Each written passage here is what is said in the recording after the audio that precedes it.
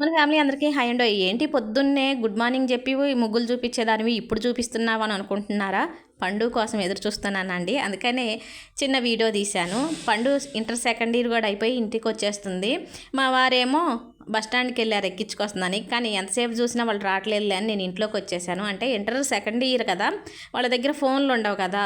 మరి ఇక ఫోన్ లేదు, ఫోన్ చేయడానికి వీలు పడకపోతే పండు ఇబ్బంది పడిద్దేమని మా వారు ముందుగానే అర్ధగంట ముందు వెళ్ళి బస్ స్టాండ్లో కూర్చున్నారు.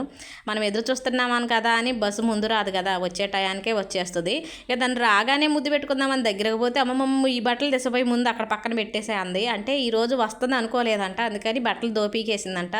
ఆ తడి బట్టలన్నీ ఈ సంచులకు గుక్కొని వస్తే వాసన వస్తున్నాయి, వాటిని తీసిపోయి పక్కన పడేశాను.